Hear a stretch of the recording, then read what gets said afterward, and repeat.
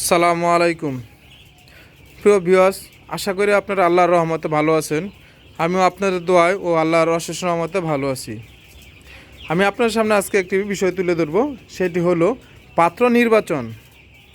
মুরগির জন্য বা মুরগির বাচ্চার জন্য কোন ক্যাটাগরির পাত্রগুলো নেবেন, সেটা যেই কোম্পানির হতে পারে। আমি শুধু আপনাদেরকে কোন সাইজের বা কীরকম কোয়ালিটি হবে সেই ইয়াগুলো আপনার সামনে তুলে ধরবো। এক বড় ভাই আসছে, উনি নতুন খামার দিছে, তার জন্য পাত্র কিনবে। আমি একটু বিষয়টি তাকে দেখাবো, সেই সাথে সাথে আপনাদেরকেও তুলে ধরবো। এই ভাই আসছে, নতুন খামার দিবে, উনি নতুন খামার জন্য পাত্র কিনবে। সালামু আলাইকুম ভাই। ওয়ালাইকুম আসসালাম। ভাইয়ের নামটি কি? হ্যাঁ ভাই, মূলত কি জানতে আসছেন?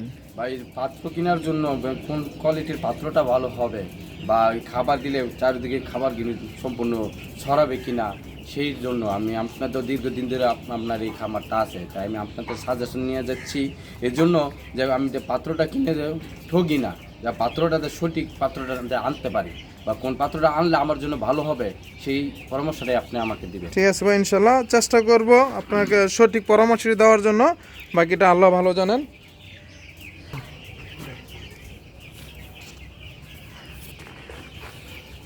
ভাই আমরা প্রথমত পানির পাত্রতে আসি।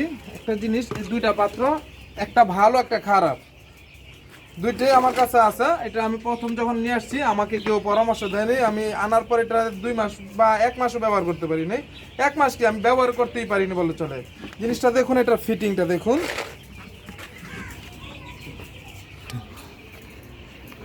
ওকে ভাই দেখুন, এই জিনিসটা লুজ।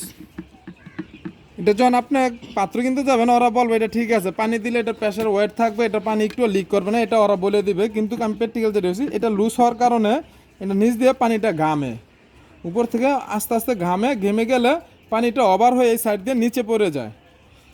আরেকটা জিনিস দেখুন, এটা একদম ফ্রি এবং লুজ, যার কারণে পানিগুলো এরা বের হয়ে যায়। আপনি যখন খামারে এনে আনার পর আপনার বুডারে পানিটা দিবেন, এটা যখন পড়বে আস্তে আস্তে আপনার, তখন দেখবেন যে বুডার ঘরটা ভিজে যাবে, এটার নিচে দিয়ে আশেপাশে পানিতে ভিজে যাবে এবং বেসে যাবে, দুইটাই আপনার জন্য ক্ষতিকর।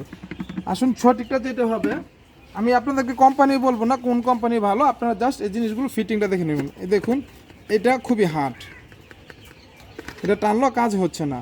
এটার বয়স প্রায় 3 বছর। দেখুন এর সাইডগুলো ভেঙে গেছে, তারপর আমি এই জিনিসটা ব্যবহার করি। আর ওইটা একদম ফ্রেশ নতুন, আমি ওইটা ব্যবহার করতে পারি না, ওগুলো তুলে এক্সট্রা সাইডে রেখে দিছি। এটা জায়গা কিন্তু ভেঙে গেছে, তারপর আমি এটা ব্যবহার করতে পারতেছি, কারণ এটা পানি একটা সুতো ঘামে না। দেখুন ফিটিংয়ে বলুন এবং ইয়াতে বলুন, এইভাবে ফ্রি একদম, কিন্তু অত লুজ না। এইভাবে লুজ না, কিন্তু ফ্রি আছে। আর এইভাবে দেখুন জামটা একদম টাইট।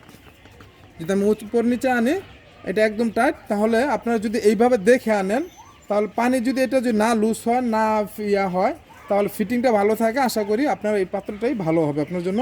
এটার হাইট কতটুকু উচ্চতা নিচে সেটা কোনো বিষয় না, বিষয়টা হচ্ছে এইটা যদি আপনার লুজ হয়, পানিটা অবশ্যই ঘামবে। আসলে আমরা খাদ্যর পাত্রতে যাই।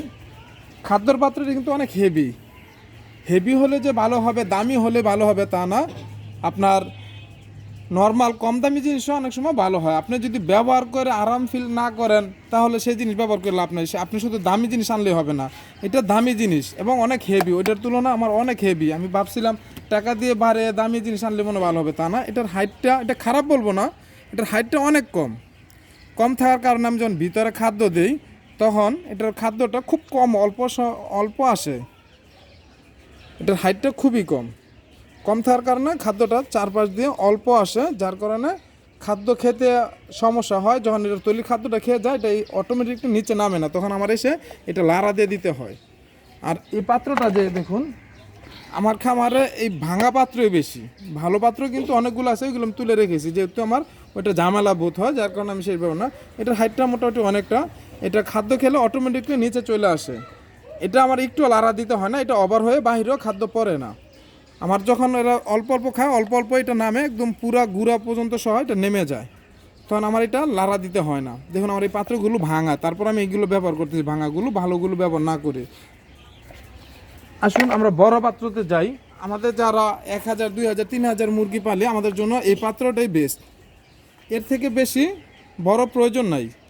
অনেকে এই সাইজের পাত্র আনে, এটা আসলে আমাদের জন্য না, 2000-3000 মুরগির জন্য না, এটা যারা এই ডিমের মুরগি পালে বা অন্যান্যর জন্য এদের জন্য ঠিক আছে। এই পাত্রটা না দেওয়াটি ভালো, সাইজে এটার তুলনায় এটা ভালো, বড় পাত্রটা। এটার ভিতরে সেম একই জিনিস, দেখুন এটার হাইটটা মোটামুটি মাশাআল্লাহ ভালো। এটা থেকে একদম উপর থেকে একটা একটা পর্যন্ত খাদ্য চলে আসে। এটা আমার এইভাবে লাড়া দিতে হয় না, যখন মুরগি খাদ্য খায়, খাদ্য খাওয়া শেষ হলে অটোমেটিকলি নেমে যায়, এটা এসে পাত্র নাড়া দিতে হয় না। এটা একটু যেমন বড়, তারপরে এটার হাইটটাও একটু কম। যখন এটার ভিতরে আমি ভরে খাদ্য দিই, মুরগি বড় হয়ে গেলে এটা সময় মতন নামে না, ভরে গেলে সময় মতন এটা নামে না, এটা এসে কিছুক্ষণ পর পর আমার নাড়া দিয়ে দিতে হয়। আপনারা যদি এইভাবে একটু দেখে দেখে নিতে পারেন, আশা করি আপনারা লাভবান হবেন, ভালো হবেন। কোনো খাদ্য পাত্র অপচয় হবে না, আনার পর আপনার সেটা রিজেক্ট বলে ফেলে দিতে হবে না, বা নতুন পুনরায় আপনাদের দোকানও যেতে হবে না যেটা চেঞ্জ করার জন্য। আশা করি ভিউয়ার্স আপনারা যদি এইভাবে দেখে আনতে পারেন আপনারা উপকৃত হবেন। প্রিয় ভিউয়ার্স, যদি আমার ভিডিওটি আপনাদের ভালো লেগে থাকে অবশ্যই আমার চ্যানেলটি সাবস্ক্রাইব করবেন। আজ এ পর্যন্তই, ভালো থাকুন, সুস্থ থাকুন, সালামু আলাইকুম।